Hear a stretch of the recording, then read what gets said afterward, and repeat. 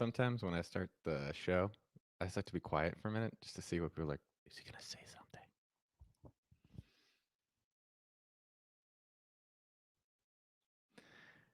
What is up, my homies? It is Friday, July 24th.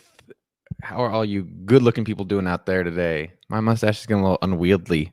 I'm going for that tombstone look.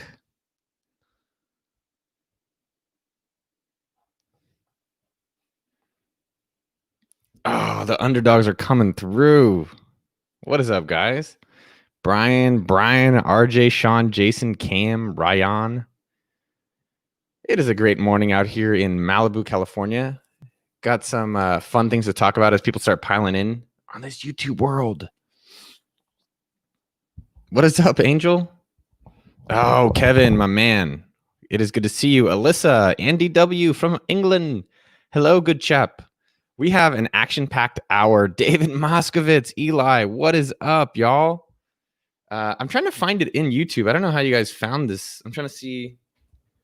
But anyways, who cares? We got an hour. It is great to see your sexy ass faces. I'm really happy to see you guys. Bad Wolf is here. Oh shit! It just got real.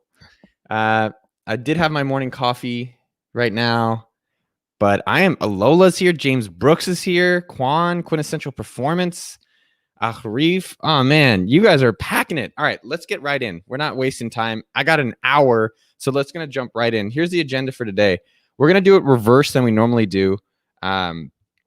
First off, great to see all your fucking sexy ass faces. Can't really see them, but your sexy screen names. Here's what I want you to do. We're gonna do win of the week, book of the week. I'm gonna talk to you about the book of the week. Then we're gonna do Q&A. We always do Q&A at the end. I want to try at the beginning.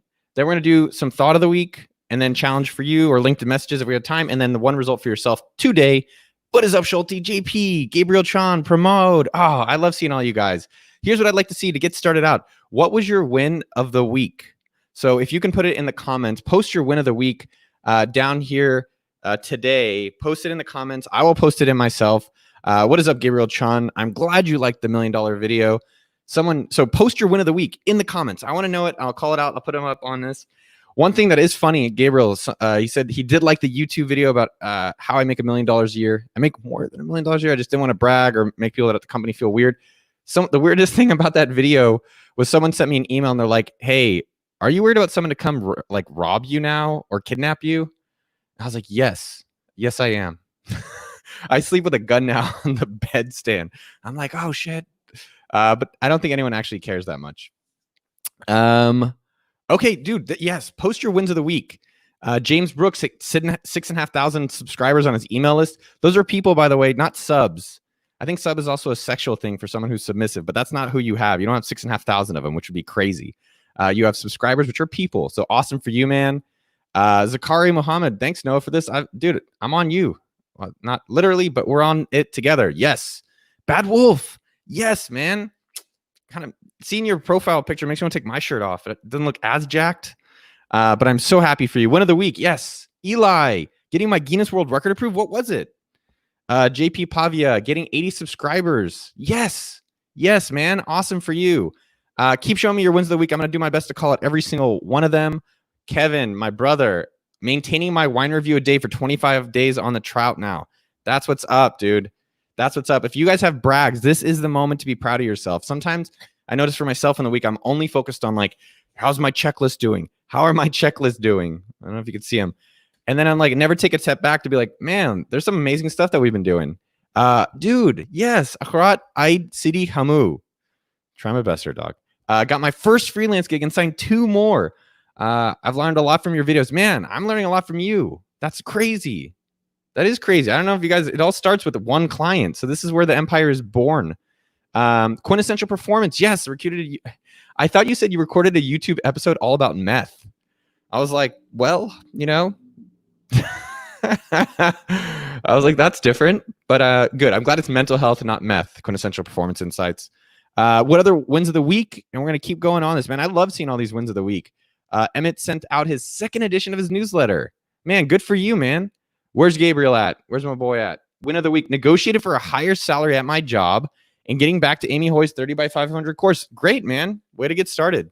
As long as you're getting it going. Mauricio got his fan page to 5Gs. Awesome. Alyssa does use her index cards for her checklist. One thing that I don't want to go down the rabbit hole of, I'll go down some rabbit holes, guys. I'm trying to stay focused with you here today. Matt, this your next week video. Digital Titans, dude, you're amazing. And you started your SendFox and you got 50 people signed up in 1 week. Dude, that is groundbreaking. I don't know why you don't think it is. Great for you, man. Thank you. I'm glad you're from India. All right. You copied your ideas of book recommendation to email lists and started Amazon affiliate income. Yes, promote Duda. Dope. All right. So you guys are all amazing. You've had a lot of wins of the week. I'm going to tell you my book of the week because I feel like books are dope and it's great to read. This book, and it's also, I like showing books that maybe you guys haven't seen before. And yes, I do my this is it. This is a used book receipt. This is the book of the week. If you guys have not read about Ricardo Semler, I don't know the angle. This guy, this is like my God. This guy is like my Messiah. Oh, you know, this guy is so amazing. So what I love about him, and this is actually how I run Sumo Group today. So we have 3 different divisions within Sumo Group, but the way that the business is run and the reason we've been able to get to 8 figures, a lot of it's from Ricardo Semler, and the book is called Maverick. He also has, I believe, 4-Hour Weekend or something similar to that. And his style, which is phenomenal, is really about autonomy. And I think we all hear that, like, be autonomous and give people autonomy, but we don't actually do it. No micromanager says they're a micromanager. But he has taken a business like it was like ship parts and I think dishwasher or washer parts, like really weird business, and took it to like the next level from a really hands-off approach. And you don't hear a lot of people talking about it very tactically. So read the book Maverick by Ricardo Semler. Highly recommend it. I like reading personally the books that not everyone else is talking about, because if I'm reading the book that you're reading, how am I going to beat you? And obviously we're on the same team, so we're trying to win together. But you want to read the books that are like a little bit off the course or a little bit older or a little bit more out there, so you can get some advantages. So that is the book of the week, Ricardo Semler, Maverick. What is up, everyone? All right. So by the way, if you are not subscribed to the YouTube channel, I've got to put a message out there. Hit that subscribe button and the little ding notification bell. Done. I said it. All right. Now here's what I want to get into. Normally we do this at the end, and I'm always kind of like, oh man, we should do this sooner. So I want to do the live Q&A now. So if you have questions, if you have anything like, hey, how do I get more subscribers? Like I was even thinking, man, we've done some crazy marketing stuff on Facebook ads back in the day. We're probably doing some still stuff now I can talk about. But I want to do the Q&A, your questions, yours. So Alyssa, Yaroslav, Dieter, whoever it is. If you have any questions about your business, and yes, you should be asking, oh, Akua is here. What is up, Akua? Thank you for the LinkedIn post. This is where you should ask your questions. So if you're trying to get more money, if I can give you money, if someone in the audience can give you money or be a customer, this is where you should be posting aggressively. Post your comment or post your question in the comments, and I will do my best to answer them, or we'll find someone in the audience that can help. You know, here's a crazy thought. This is actually really interesting. I was talking with Neville, who I'm living with, about it. You guys are probably this is might sound strange, and maybe it won't. Maybe you're like, yeah, for sure. You guys are a lot smarter than me. Not all of you. There's probably a few that are below. But there's something really fascinating that you guys are a lot smarter and you maybe don't even realize it. So don't worry about other people. And I think that was interesting for me in the comments. We're like, oh, well, Noah's the guy that knows all. It's like, no, I don't. You guys probably know a lot more than me in many, many areas. And that's what I find fascinating, to kind of interact and you guys share with me and vice versa. And it's more that we're able to help each other. So I would love to see what questions that you guys are having that we can help each other with. So thank you guys for showing up. All right, now the questions are coming in. They're a little bit delayed here, but I have the YouTube thing over here, so it all works out in the end, guys. So wondering, how do you start and invite people to join you something on New Year building, an email list, for instance, when you're not entirely sure what it will look like? I don't want to bait and switch. That's a fair question. For other people out there that have started mailing lists, I would love to hear maybe some suggestions, and I'll highlight those as answers. Brian, I think you're kind of overthinking it, and that's getting you to stop, because no one cares. You know, it's one of the things I wrote down yesterday. You ever tell someone's like, hey, man, I'm going to tell you something, but don't tell anyone else. Or here's my business idea, but don't tell anyone else. Someone told me that yesterday, and I was like, dude, no one cares. I sent him our YouTube content strategy. I was like, here's our exact strategy of what we're doing on YouTube. And I was about to say, don't share it, but I was like, no one cares. So my recommendation, Brian, is I would worry less about the people and more just on what you're starting to do. How do I say that more eloquently? You're psyching yourself out. Let me just start with that. So what I would recommend for you to do is just to try to get 100 people on your list, and don't worry about getting thousands. Don't like, oh, because that's actually a very common thing that a lot of entrepreneurs do is they say, oh, how am I going to scale it? And I ask them like, well, how many customers do you have? Like none. I'm like, okay, so you're using that as a way of avoiding from starting. So number one, just focus on getting 100. Use your contacts, use your LinkedIn, use your bios, use all that stuff. Use people in this group. But secondly, I think the real thing to really think about is that you're not baiting and switching. Baiting and switch is like, hey, come over for this. No, it's not baiting and switch, but come over for this free show. And then I try to sell you a timeshare. I think as long as you're open, like, hey guys, I'm exploring different topics. They can always hit unsubscribe. So my recommendation is just focus on getting 100 people. And my second recommendation is just focus on being consistent for at least 90 days. I was going to say a year, but it is hard. So do it for at least 90 days once a week. And that is a great way for people to join you on your journey. People want to join you. As I'm working on a book, people want to join. And Brian, here's another thought that was kind of wild. I was discussing it last night. I've been blogging since 2000. 2000 I've been blogging. And so if AppSumo went away, if YouTube went away, if SendFox went away, if KingSumo, if all the businesses went away, I would still keep blogging. And what was interesting is to look back on OkDork.com over the years. And I used to have like these really weird articles and I'd have photos of weird stuff. And so, yeah, I have gone back and actually removed some of the articles that don't represent me now. And some of them are like, wow, that was an older article. That was where I was thinking at that time. And it's okay to have that up. But I wouldn't worry about what you're writing about. I would just worry about getting into the habit and having fun with the writing. All right, Rahit, Yadav, what's up, dog? Man, it's so great to see all of you people. I'm excited that you guys are showing up for this. I will show up for this. It will likely be every Friday. So great on you guys for coming. My thoughts on cold email for getting clients and personalizing at its best. I just don't do it. I don't ever cold email, ever. I just don't believe in it. I think it's worked in the past. It can still work.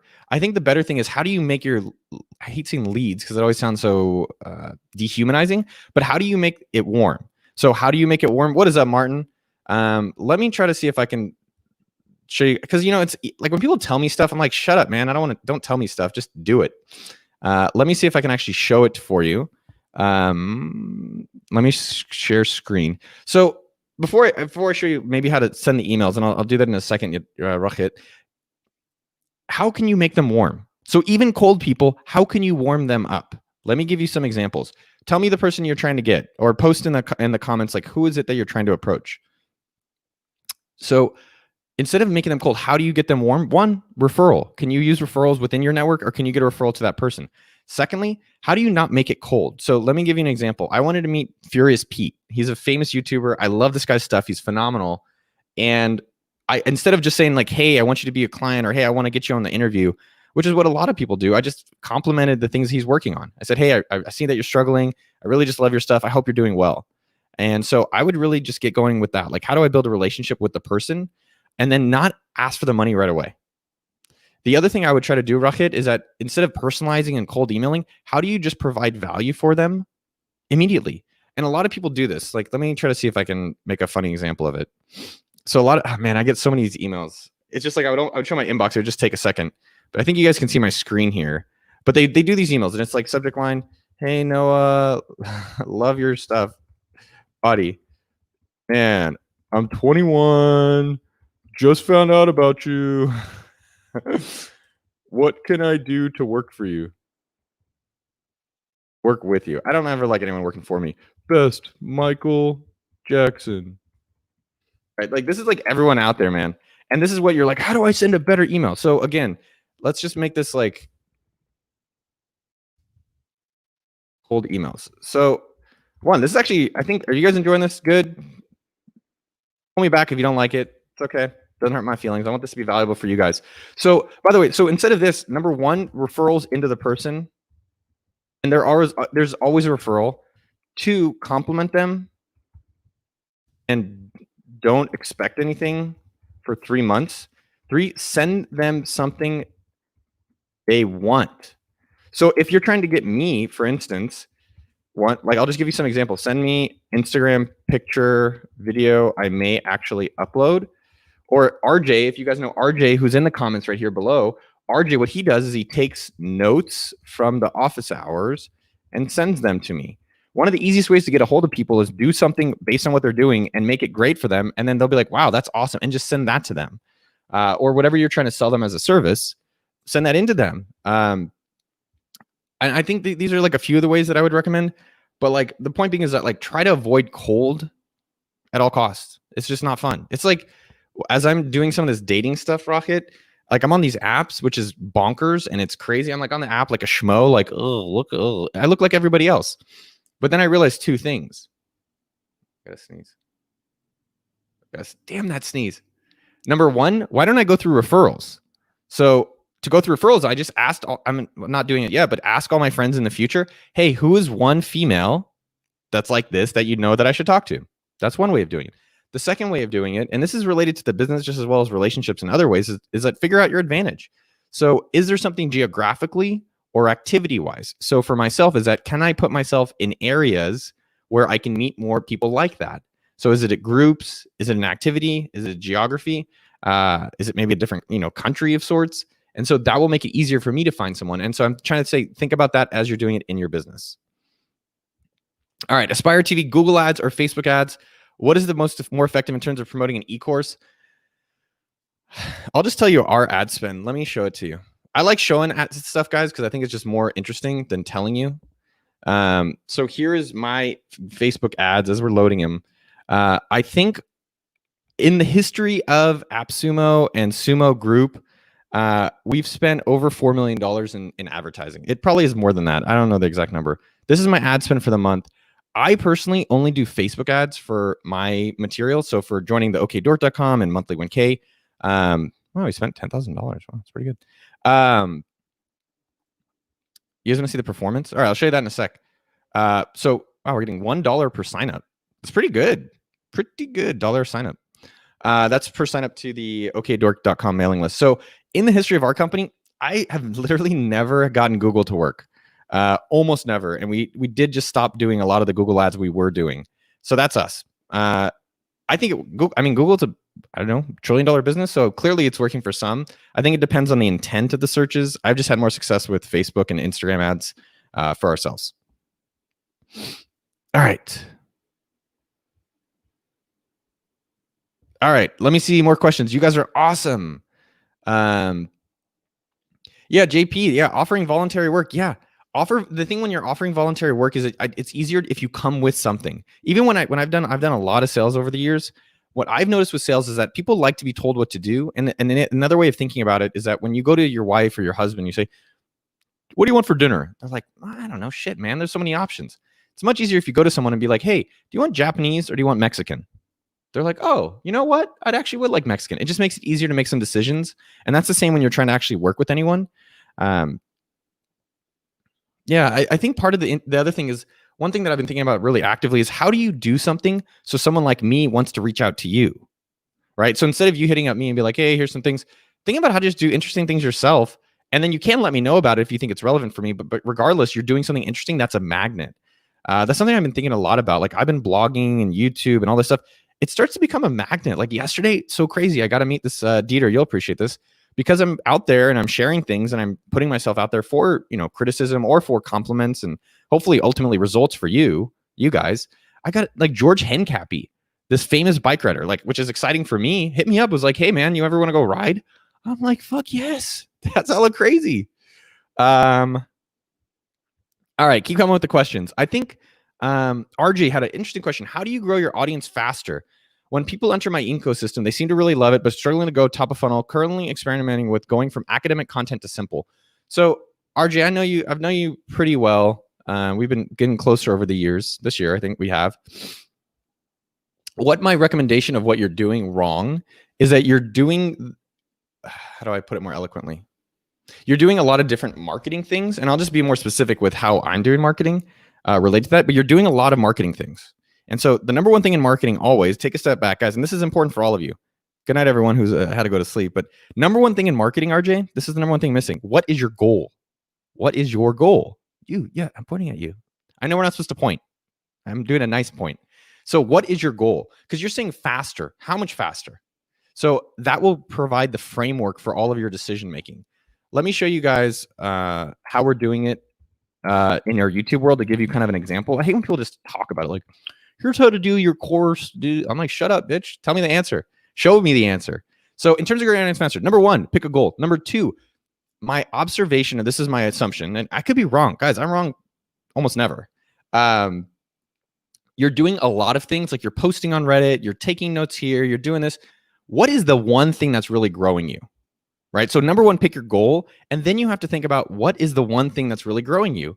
And so what do I mean by that? So within our world, for me, my goal is to get 250,000 YouTube subscribers. So there's a lot of things we could be doing. We could be running ads. I could be doing blogging. We could be doing Instagram. We could be doing Twitter. We could be doing LinkedIn. We could be doing partnerships. And the reality when you're doing these things, RJ, and you're trying to grow faster, you need to know how fast you want to go. And then you have to really see what thing am I doing is making the difference. And I'll tell you for us what is. But here, let me share this screen so you guys can see the how we're thinking about it.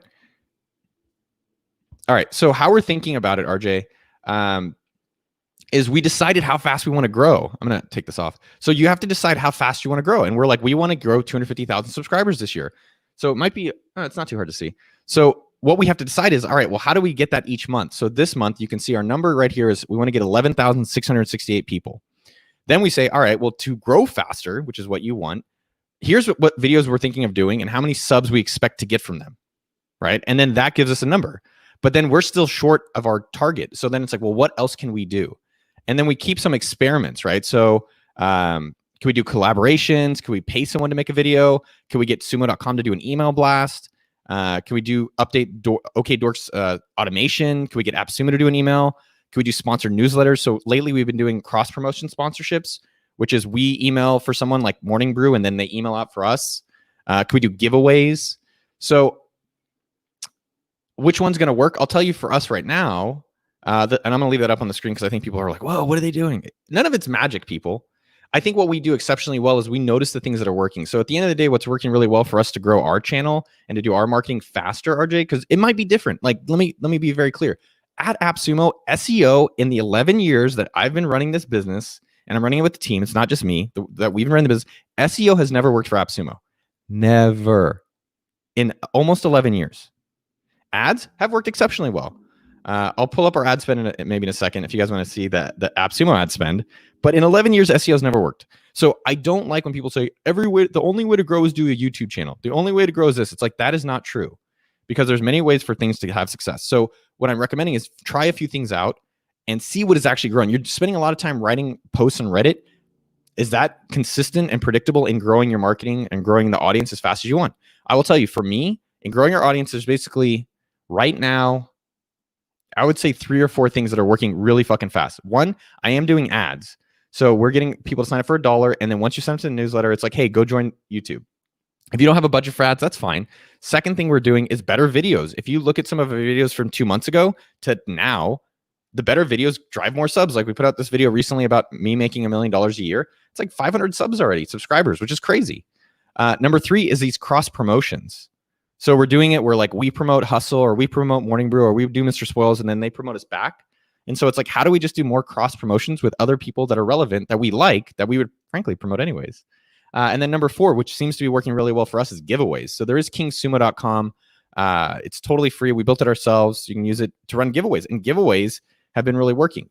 So I'm also not talking about things that have not worked. But my point being is that you need to know how fast you want to go. You need to map out. You can see we mapped out. It's not a surprise that we're going to hit our goal or not. And then we try things out. Some work. We do more of them, and some don't, and we kill them.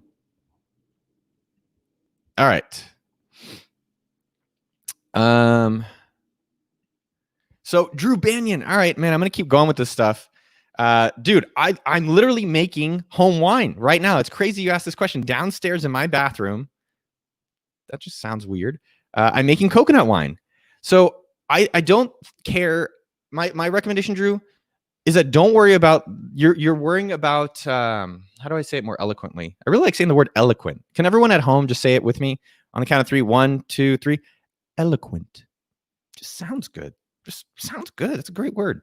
So Robert, you're in the same boat. So Robert Biagala, what can you start today? So don't worry about the software. Don't worry about the domain. Don't worry about anything. If I were you and you want to start an online community, either A, start a Facebook group. It's free. You could do it right now. Or B, start a sendfox.com newsletter. And or C, don't even do shit. Just do Gmail. You can literally do Gmail or do text messaging. I think a lot of times I think, man, all my messages or themes for people are very basic and very simple. And we do a lot of advanced stuff. We've done some really advanced mathematics on our ad stuff. And we do have a lot of things within AppSumo that we're doing and within our Sumo group as a business. But for the most part, no one needs that. They don't. It just sounds cool. It sounds really sexy. So what I would recommend for you, Drew, is how do you right now have 3 people on your mailing list, and maybe there's someone in here, or you can go to okdork.com/group and post in the group, hey, I'm starting a wine mailing list. Is anyone interested in learning about making wine at home? So you don't need to worry about the software or the tools right now. I would worry just about consistency and just getting started. So use sendfox.com, use Facebook, or just use Gmail and make it a habit that every Friday I'm going to send one picture, or even do Instagram. I don't care. The medium does not matter right now. It's more that you are starting to build the momentum. Like I want you to get that snowball rolling or get the train rolling, more so than that. And I love the home winemaking. I was telling Jordan Belfort, the Wolf of Wall Street guy, came by the house yesterday, and part of what I realized about success in business, literally the secret of success in business to some extent, is the people that'll persevere. I mean, I've been doing this 20 years, and this is my 20th anniversary of working on the internet. And it's like, I'm going to do this the rest of my life. I love this shit. But the point being is that you just have to find anything that you're excited about. And if it's winemaking, that's amazing. I know I'm personally interested. Add me to your mailing list. So go to sendfox.com, add it. You can add me, noah@sumo.com. And just get started. And each week, send out a photo or send out a little story. And I'll unsubscribe if it sucks. If not, it's fine. I'll stay on it. And just get it going right now. All right. Robert Biaglia had a question as well. Name dropping every minute. Kevin, you think I name drop? The king of all name drops is Tony Robbins, by the way. I went to his thing. I've never seen, he's like, yeah, I was on the toilet talking to Nixon, and Nixon said, Tony, what should I do here? I was like, do you have to? And then he's like, yeah, well, Clinton called, so I hung up on Nixon. It was the weirdest thing I've never heard anyone name drop so much. Actually, Obama texted. Whatever, guys. All right. So, Robert, what is up, man? My target market uses WhatsApp. Any tips on how to write viral messages so people forward them to friends? No, I don't have any tips on that. I think viral is a science. Like there is the K factor, the coefficient of how fast things spread. And we've done a lot of viral stuff over the years with our Facebook games and all this stuff. And with AppSumo, we've done it and tried it. I think being able to craft viral, if you could do it, you'd be like coronavirus. I don't know, man. It's tough. I don't got anything good on that. I think with viral, it's really, what I've learned about viral is most of what I've done on viral messages is gimmicks. And really the only things that I've seen go viral are like either really interesting things I want to share. That's the reality of it. Can I interview the Wolf? Yes. Kevin, actually, I did interview the Wolf of Wall Street. It'll be coming out in a few weeks. The guy, I thought kind of a little bit negatively, not as a bad person, but like I thought he did all these scams, which I think he did. And so I had a little bit of a negative feel, to be straight. And the more that I got to talk with him, I was like, this guy is a phenomenal salesperson. He said one thing with sales, Kevin, that I thought I really enjoyed, which was like, you can't sell someone not interested. And I think if you thought of Jordan Belfort, the Wolf of Wall Street, you would think, oh, he's going to sell everyone everything. And I appreciate that he's like, no, I can't sell it. Dude, if they don't want to buy it, I can't sell it to them. I got to buy it to the people that are interested at least. And then some of his approaches and, his stories, I asked him, I said, hey, do you regret or did you feel empty or lonely with all the drugs and the drinking and the partying? And, you kind of expect people to be like, yeah, it sucked. I'm sad that I did all this stuff. I'm sad that I had partied so much. And then he said, no, man, it was a fucking blast. I loved it. But I, ended up going sober and I stopped. And so I appreciated his candor and the experience of what he went through. What a crazy life to do that, lose it all, and now building it all back up. It's respect of that. The king of name dropping. Yes. I'm going to oh yeah, Wine Man. I'm going to drop the name Wine Man. All right. So Han S, how to make sure your email list is targeted so you don't end up sending emails to people who are not interested in your service product. Han, how many people do you have in your mailing list? Post it in the comments below. Over the years and with segmentation, I think people over segment. And we have done a lot of different things over the years and still today where we do segmentation and all these things. And at the end of the day, it's, I think, more work than it's worth. I think at the end of the day, just because what people start doing, especially early on, because I think they're scared to some extent. They're like, I'm going to have 2 mailing lists. I'm going to have 3 mailing lists. And I'm like, These people don't care. And if one person unsubscribes, it's not the end of the world. And make it easier for yourself. So I would actually not really do as much targeted and segmentation unless you probably, honestly, unless your email list is at least 100,000, you're wasting your time. You should just be focusing instead of on the, because what you're saying is like, I don't want to email people and annoy them, but at 10,000 or 5,000 people, it's not really that big of a deal, in my opinion. So I would work on how do you just make sure the audience loves you and then expanding your audience more so than like, how do I email just one person? And yes, I'm sure there's some software program out there that can help target the individual person. Just over the years, I haven't found that to make a difference. And maybe individual emails can, but I have not. Yeah, so Hans, at 750 subscribers, don't even sweat it. Don't worry about segmentation yet. All right, so do I upload the full interviews in any place? Yes. On our podcast, we're doing it. okdork.com/podcast. The reason that we don't put the full interview up on YouTube is it actually loses subscribers. And if you think about it this way, it's relevant to your guys' own business, is that if you're emailing people, you have so much attention available. Like I have a trust relationship with you. And if I'm emailing you, if I'm emailing you or if I'm posting things all the time, and after a while you're like, man, Noah's stuff is not great as it used to be. Or now it's great, but 1 out of every 5, eventually I lose you. And so we're trying to just show you our best dishes. And I talk about that when you do your autoresponders, like just show people your best emails when they join your newsletter.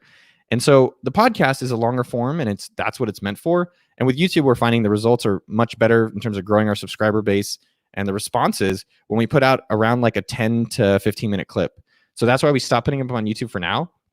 Someone actually pointed this out, which I thought was really interesting. If you look at Tim Ferriss and Ramit Sethi, some of my friends, Kevin, by the way, you like that name drop, Kevin? Anyways, look at how big their YouTube channels are. And then now go to like Legal Eagle or Ali Abdaal, Thomas Frank. Go to some of these other people that are related to business stuff and look how big their YouTube channels are. Tell me what you notice. And if you guys don't already know it, the reality is that these other guys are way bigger than them. Are they more famous nationally? No. But they're bigger than them in that medium. And so why? Because they are catering their dish to that customer. And they're not just throwing up things and not taking it as professionally as these guys who are professional YouTubers. Okay. YouTube stuff has been crazy, guys. I've been learning a lot. I think what's interesting, one thing career-wise, and I put it out in the video about 10 top 20 tips for career people. Working in different verticals. So like Brian, I don't know what vertical you're working in lately, but like if you're a coach to some vertical, or Kevin, you're with wine, or you're with soccer, or you're doing journals, and you're learning about e-commerce and you're learning about productivity. And that's amazing. I don't think you guys realize like what you're learning in your verticals. And it's also cool to learn other verticals. Like, hey, I'm gonna learn content creation. Just something to kind of be mindful of as you're going through your career. I really love that. I did games and I did e-commerce and I've done SaaS, and I'm not bragging. I'm just saying like I accidentally got to check out all these new cool industries like Shopify world. And now I'm a content creator helping y'all get some results. So let's keep going with your questions. What type of people should I hire to organize and send emails while creating the content? What type of people should I hire to organize and send emails? Copywriters. You guys can check out NevilleCopywritingCourse.com. That's with 2 Ks, copywriting course. So the problem with sending emails is the voice, right? So right now I don't even send. So if you guys are on sendfox.com/Noah, I don't write those emails anymore. I edit them, but Mitchell on our team actually writes the emails. And the second part, Michael, is that our emails are now more templatized. So we use SendFox and you can use templates in there. But for the most part, our subject lines are similar. The structure is similar. And then Mitchell writes the copy and I edit it. So I think what's more important, Michael, if you can scale your business through email, I would hire a full-time person. And how do you find that person? You go and do jobs and all that stuff. But my recommendation is have them do an email for you and see if you like their email. And that's kind of the person I would try to hire. What I have found with all content creators, if you're trying to have someone speak your voice, is that you need to work with them very closely early on, like everything, so that they can get your voice, the brand voice, really closely before you just kind of let them run with it. If you have many email addresses, I don't have my assistant go through my emails. I think what I do is I just very aggressive at like not responding. I think that's one thing about business in general with having, because Michael said this question, like, how do I organize? I have so many email addresses, all this stuff. I just stop replying.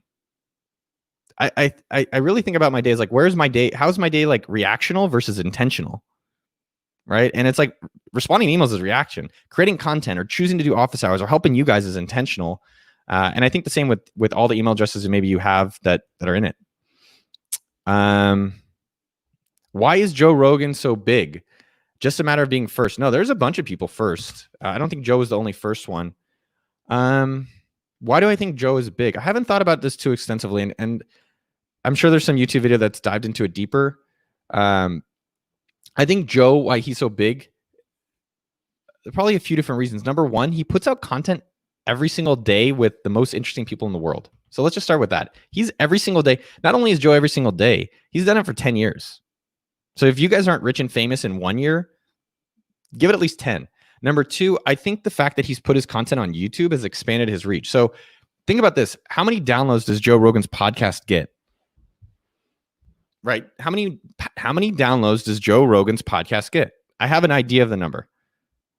So Joe Rogan's podcast gets about, if you guys guess in the comments. Guess in the comments how many downloads he gets per episode.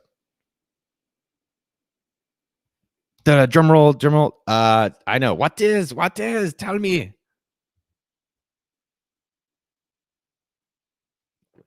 All right, now you're going crazy. So Joe Rogan gets about 1 million downloads an episode for his podcast. 1 million, which sounds like a lot, but that ain't shit. It's a lot. It's in the top for podcasts. Let me just correct it. So I think number one, he's done it 10 years. Number two, he's got really interesting guests. Number three, the podcast is actually not as big as it seems, which is 1 million. Go look at JRE on YouTube and look at the clips he has, like his Elon clip and all the other clips he has. They've got like 5 million views, 10 million views. And so I think the fact that he puts it out on YouTube as well as podcast is why he's been able to expand the audience so much bigger. The other thing he does, which I think you guys may not have realized, and this is really, it's kind of like a subtle nuance. He makes it really easy for his content to be out there. So if you watch him on the YouTube show, what he does is he just comes in, records the podcast, has his conversations, and all the video editing is happening right there. And bam, it goes right on YouTube right then, and they post 2 to 3 clips of the high sections. So my thought for you is, as you are running your business, as you're maybe creating content, as you're maybe doing something, how do you make it really easy to do it every single day or every single week? And that is what Joe has been able to do for himself as well. So there's that. I think there's probably a lot of other nuances, but those are kind of some of the things that come to mind, RJ, about why I think he's done it. I think a lot of people have been first. Like Facebook was not first. A lot of people on YouTube were not first. Like Legal Eagle is a guy, Devin Stone, I just met. Devin Stone, Legal Eagle. He got 1.5 million YouTube subscribers in 1.5 years, which is a little bit out of this world. That's just bonkers. And so I've talked to them recently, and we're going to put out some content about how he did it. But honestly, he found a vertical that wasn't as competitive, kind of like Ali Abdaal did with being a doctor. This guy found the lawyer vertical. Let me just pull him up in the background. So this guy, I'm just showing it to you because I think it's interesting to see. This guy basically in 1.5 years got 1.5 million subscribers. And the way he did it, RJ, is he basically said, hey, there's not as much competition in the lawyer space. And then this is what we're starting to do with some of our content. And this is relevant for your businesses, y'all. This is not just, oh, Noah's talking. No, this is for you. So he went and looked at what's popular in other verticals. And he said, how do I copy this over into my vertical? So, reaction videos like Real Lawyer responds to Legally Blonde. There is so many of this in video games and in other verticals that he's doing for himself. He does like other videos that, like, if you just go and look at other channels, you can see he's kind of making similar ones, but from the legal point of view. So I think if you're not Joe Rogan and you're not first, you just have to be a little bit more creative or try to do it in another way that you can win. Because I'm not going to win in law. I'm not going to out Joe or out Tim them. I can't out them. And so I'm doing the startup marketing stuff because that's honestly what I fucking love. And I love seeing you guys get results for that. And I can beat people in that. I can't outwin Joe in the general category. My name should be Nogan. Actually, that was my high school nickname. How do I test email copy for new leads? I don't like using the word leads, by the way. They're people. I guess I don't really test copy. We've done a lot of testing with our ads. So you can test on your Facebook ads, like this word versus this word. And then with some email providers, you can test subject lines. the way that we've actually done it, which has been kind of actually, this is pretty interesting. On our Instagram, we've posted like if Noah could answer one question, or if Noah could do networking, if Noah could do this. What's been really fascinating about that, Elon, is seeing the words that people use when I ask the question. So instead of testing the email copy, I'm really curious to post on Instagram, like, here's a question, or look at the comments on these videos, or look at the comments on Instagram when I post something, and see the actual words my audiences use. So let me give you, and then we have actually, dude, this is crazy. Let me show it to you. Because what's fascinating about it is the words the audience uses is not words I use. The words the audience uses is rat race, freedom. Let me pull it up. Pulling it up in the background so you guys can, I'll show it to you guys. Yeah, so the other thing that Jeremy did on our team, who was amazing about this, is that, so number one, look at the words your audience is using and then use that in your copy. Second thing that we do is that Jeremy went and interviewed people that are part of the Dork community. So he went and interviewed them, and he found out the words that they're using. And that is kind of, I think, a better way than testing email copy. Yeah, and there's A/B testing and all this different software to do around that. But, you know, we went and found, like, this is stuff I found interesting. Job they're not passionate about. And so as I'm doing videos, or as we're doing articles, or whatever we're doing, we're trying to use the words that our audience is using so that they will resonate with it. So this is kind of like our underdogs, which is what we call y'all. Y'all part of the underdogs. Core messages. And then so we have like a document about what do they want to hear, and what kind of words do they want to resonate with, and what type of like stuff are they wanting to talk about. And then we use that. And I honestly, I'll do it in something like this, and I'll see how y'all are responding to different topics that I'm talking about, and saying, oh, they love that over there. That they didn't really give a shit about. What does our revenue need to be to approach you for business coaching? Nothing. You're getting it for free right now. I don't do any consulting. I don't do any coaching. I do this for free. I fucking love doing this. I'm going to do this every week. I love hanging out with y'all. So ask your questions. This is the coaching. The things I'm putting out there are exactly how I would coach people. So post your questions. Yes. Office hours. This is Jason. I appreciate you posting that. Awesome part of my week. I get inspired by Rabbi Can't Lose. There's 2 B's, but that's fine. And I'm inspired by these fellow underdogs. You guys have so many amazing things. I love seeing you guys do all the stuff that you guys are doing during this kind of wild time. Is there any other Q&A that we're going to go through? We can come back to, I'm just looking at our agenda.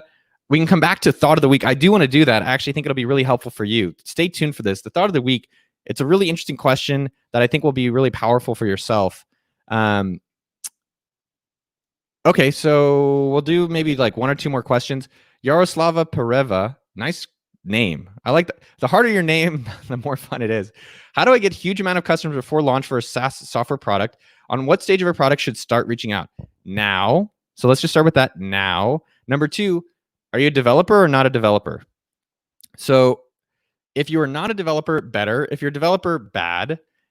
So when we built Sumo.com, and you can go look at Sumo.com, it's been declining. So I'll be straight with y'all. It's a SaaS product. It makes around $2 million a year, 2.4.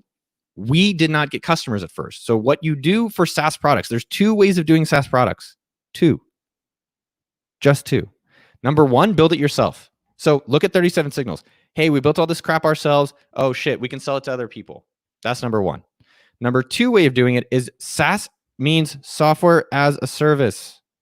And no one knows that. So software as a service means go do the service for people manually and then build the software. But you want to do it the other way around. You have like the wettest dream I've ever heard. How do I get all these customers magically and throw them in the software and it just generates millions of dollars? That's called La La Land. That's where my dad told me I was as a kid. So the reality is either build something yourself that you're using and liking and then bring it to customers, which is, I think, harder at times. That's what we did for Sumo. We built all these marketing tools at AppSumo and then sold it via Sumo.com. Or go manually help customers manually and then turn that into a software product. But most people do it backwards, which is what you're probably going to do because you're not going to listen, which is okay. And then maybe you'll figure it out. But that is what I've found to be the most effective, least amount of money, and fastest way of starting a SaaS business. Okay, I got about 2 more questions, and then I'm going to do thought of the week. You guys got to do thought of the week with me. It's a really interesting question. I'm really excited to share with you. How how about my angel investments? So I've done 3 angel investments: Buffer.com, Teachable.com, and Huckberry.com. The only way I do angel investments, and I don't tend to ever do them, is only products that I use personally. That's it. So I use only if I use the product personally. Like someone recently asked me to invest in like a startup fund. I just want to use products I like. That's it. And when I can invest in a product I like, that's my strategy. The other thing with angel investments that's kind of tricky is that it takes about 5 to 10 years to them potentially even returning your money. I put in $10,000. I'll tell you, I put $10,000 into Teachable.com. They sold, and now I got $60,000 for it. I honestly was surprised. I was honestly surprised, but that took 6-7 years, and the probability, I had no idea. Second question, AppSumo, we are opening up our marketplace. So if you have ebooks or you're creating ebooks for other entrepreneurs, you can go to appsumo.com right now and submit your product. I will show it to you on the top of the site. So if you are building anything and you're like, yo, man, I want to go and get more customers, I highly recommend you guys submitting your products on appsumo.com. You can see the link in the top right-hand corner right here called Submit Your Product. So in the next month or two, we are going to be opening up the platform to people like yourselves and helping you grow your own business.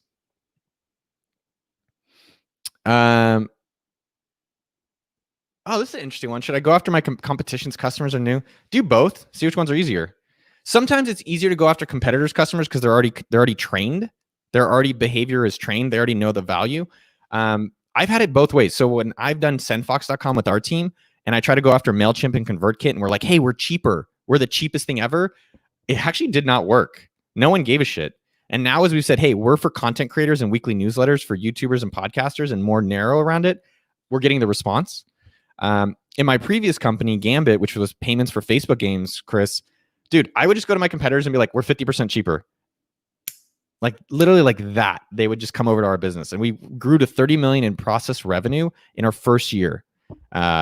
Bonkers. So try both, see which ones are easier. All right. Why is dev bad? So development is bad, Will G.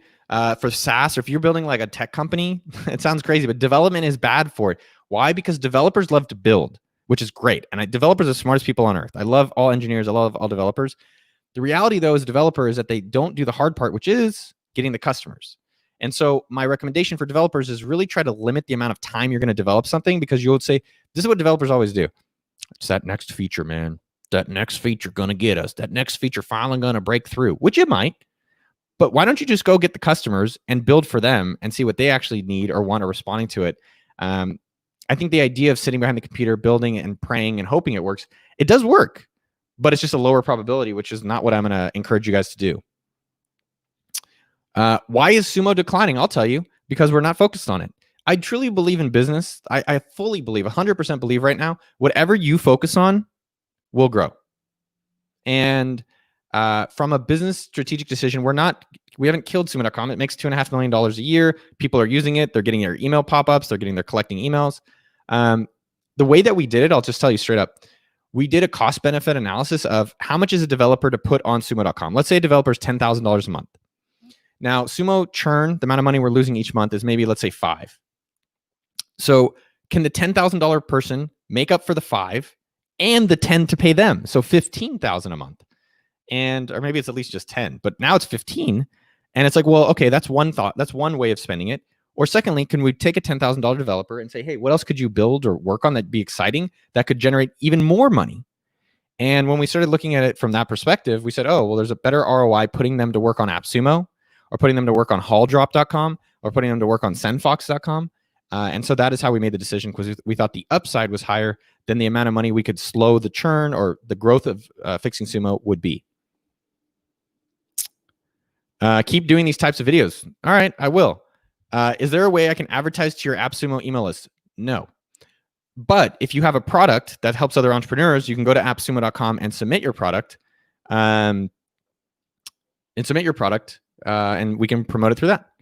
Your one best trick, I don't like tricks. One thing I do my best to not do to y'all or anyone out there, I hate secrets. You ever seen these posts or the videos that are like, the one secret to do this? I'm like, bitch, one, that's not a secret. We all knew it. To get more customers, I'm trying to think of the thing that's just always worked for me. I've been thinking about this YouTube. Let me just give it in terms of YouTube or anything. Create something so great that they want to be your customer. And that's not the answer you want. You want me to tell you about like this one thing I've done in email. And look, we've done a lot of marketing stuff, and I thought about it a lot this week. I'm not talking about all the advanced marketing stuff because that's not what you need. This is not. And we can go and talk about remarketing and ads and partnerships and content marketing strategy and YouTube marketing strategy. The reality for it is, it sounds like you're doing gourmet food. I was thinking about this, let me just be specific with our YouTube videos. I was like, we're doing all this outside marketing. We're doing giveaways and cross promo. I'm doing ads. I'm doing this kind of different stuff. And kind of just hit me this week. I was talking to that Legal Eagle guy, and he was like, it just hit me. It was like, just make better videos. And then marketing that is easy. And so if you're doing food, make better food, make more unique food, make something that people are like, oh my God, when can I order it again? Just like Dieter's doing with his daughter's cookies. Make great cookies and people want to buy more of them. And that is the best trick to get more customers. There are marketing tactics, giveaways, email lists, advertising. That stuff's easy. Making a product people actually want, hard. All right, so now we've got about 9 minutes left in our office hours. Here's my question for you. This is really important. I want every single person to answer it. So right now, I was gonna put it on the bottom, but here's what I'd love for you guys to answer. And yes, Rachid, I've been to India. I traveled there alone by myself for a month when I was feeling depressed in 2015. Real talk. So here's the question for you. We are now halfway through the year. More than halfway through the year. So my question for you is, with the half of the year that's left, would you guys thought you were coming for some like freeloader shit? There's no freeloaders part of the underdogs. The underdogs do work. So Skylar, Weinman, Mayer, Will G, all y'all, where do you want to be at the end of the year? Because the year's halfway through. So, I mean, this is what I wanted to talk with you all about, is like, take a step back to look at where you've been. All right, 2020 is more than halfway through. What have I done? What did I like doing? What did I not like doing? Who did I not like? Maybe I like this Noah guy. I like you. I like you, dog. Let's have a barbecue. What have I done halfway through the year? But the beauty of that, maybe you haven't done where you want to do. Maybe you haven't gotten the relationship you want. Maybe you haven't gotten the money you want. Maybe you haven't gotten the amount of customers you want. Maybe you haven't gotten the email list you want. But the beauty of it, we still have at least 5 months left. And so I want to know for you, yes, every single person, where do you want to be at the end of the year? And this is the time for you. Y'all, this is your time. So this is your chance to write that shit down and say, here's where I want to be at the end of the year, and write that on a piece of note card. Put that on your laptop. Got my little iPad here, taking notes with y'all. Where do you want to be at the end of the year? For me, and maybe I'll share some of mine just to kind of give you some inspirations. Because I'll just show them to you guys. This is my like note. I don't think there's anything too personal in here. So this is my stuff for the year. I look at it every single morning and I update it. We're about midway through the year. So where do you want to be at the end of the year? So post those things, write that shit down. And now is your chance to say, well, hey man, I haven't gotten all the things I wanted so far this year, but here's where I want to be at the end of the year. And I can start that now. I can start that today. So Cam, yes, I want to work on the business, not in it every day. You know how it goes. Yeah, man. Keep writing, keep sharing these with me. Where's Gabriel Chun? 10,000 MR. Dude, hell yeah, man. Dude, that's inspiring. That's so inspiring. End of the year. Yes. Dude, that's totally doable. You know, some people come and they're like, Noah, how do I make a... I have this one guy, and I hope he's watching, because I texted him this. I said it straight to his face via text. He's like, Noah, how do I make $100,000 like this month? I was like, you probably come rob me and get my crypto. That's like the only way I know possible to make $100,000 in a month if you're trying to start at the beginning. It takes time. And so build an audience, start putting yourself out there publicly, start whatever kind of business that you're interested in now. And guess what? By the end of the year, you should be at least at 10,000 a month ARR, 10,000 a month MRR is pretty impressive. But at least 1,000 a month is very accessible. Very, very, very, very accessible. Oh my God, I love your guys' answers. This is so fucking cool. Kevin wants to be business debt free. Yes, doable. Well, I don't know how much that is. Depends how much. Elon Klein, yes. Pay off my student loans. Hell yeah, man. Coach Albie's here. What's up, dude? 10,000 a month revenue with 10 customers averaging 2K a month. That's great. Freaking employed Rocket Yadav is 2,000 a month. Totally doable. I would say like if you're international now, like if I think Rocket's in India, if you're an international now, you are such an advantage because of the remote work. Like these Americans are fucking screwed. All these greedy Americans who are like, I'm just gonna sit around because I'm American, right? You are fucked because there are smart ass people all over the world. And the fact that we're not meeting in the same space and we don't know when that's gonna come back, that gives you such a fucking big advantage, man. So this is your time. That's it.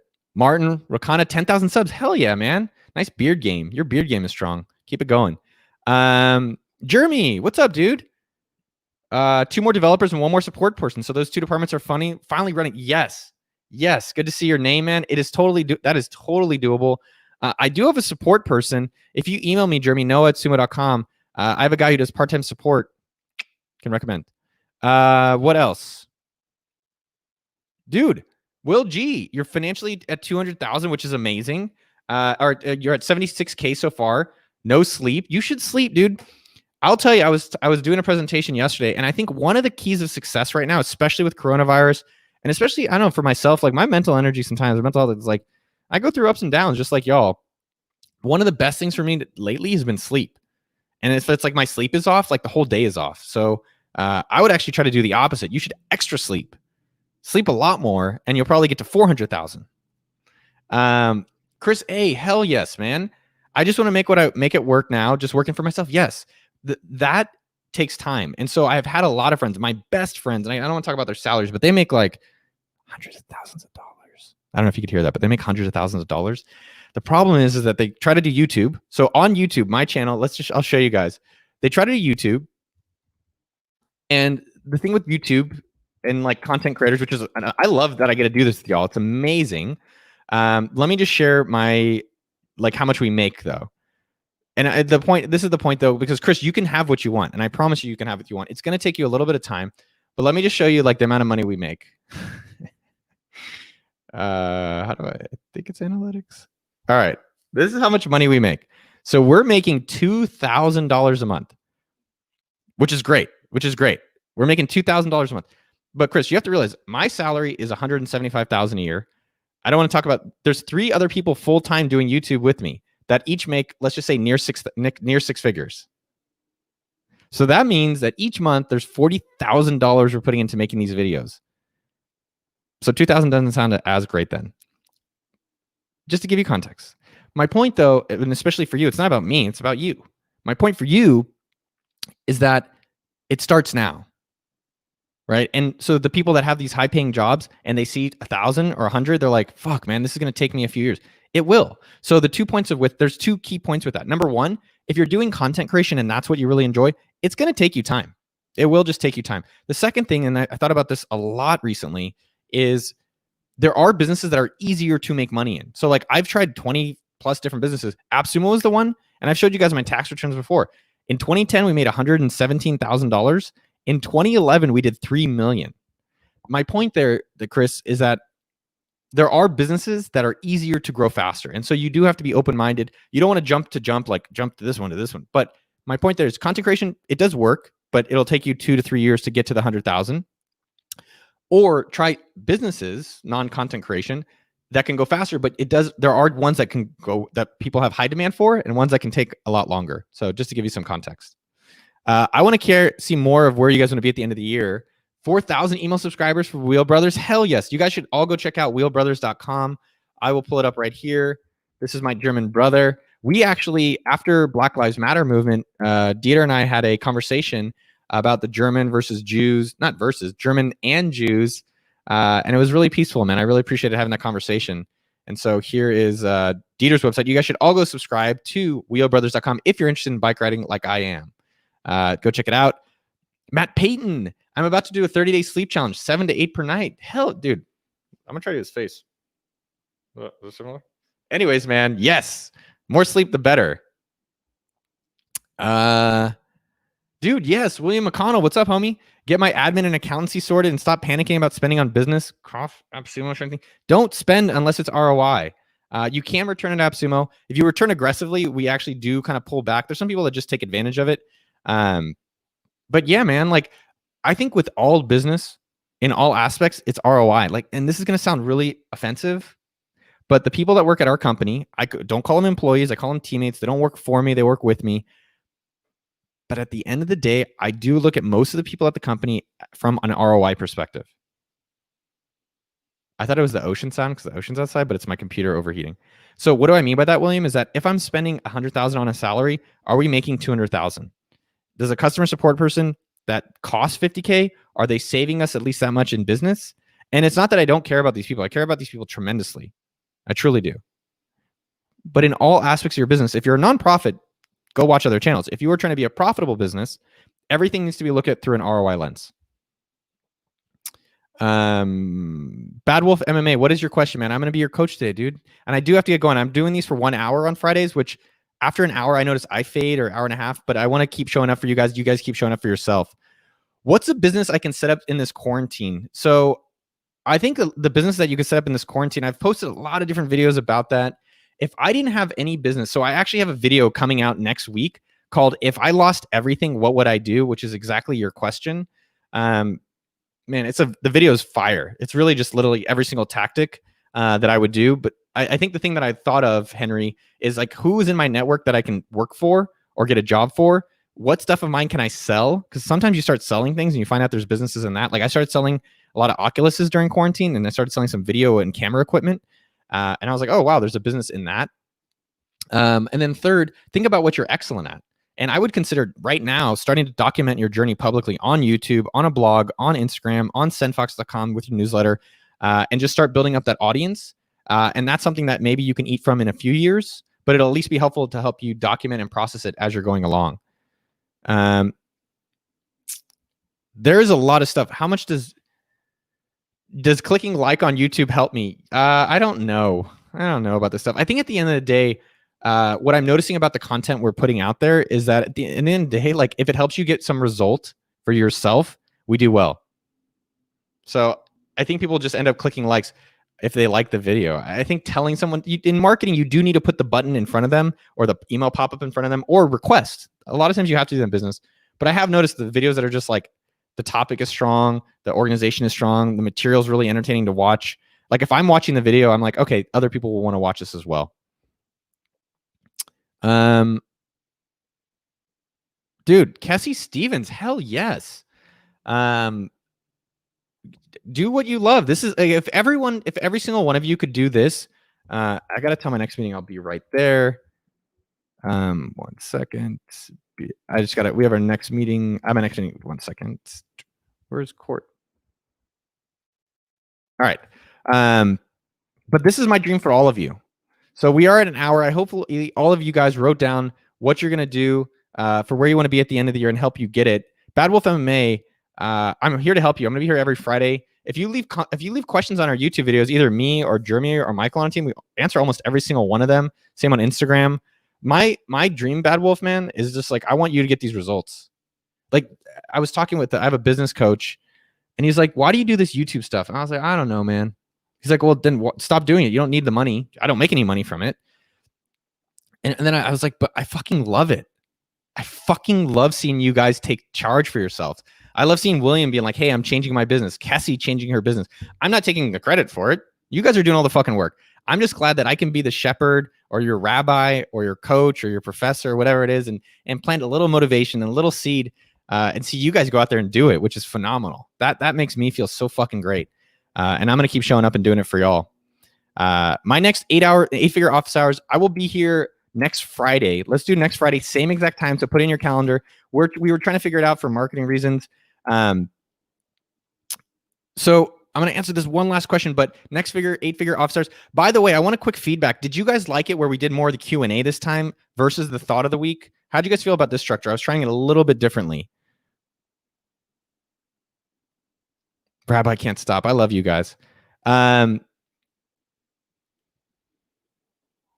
6-figure business from doing drawings.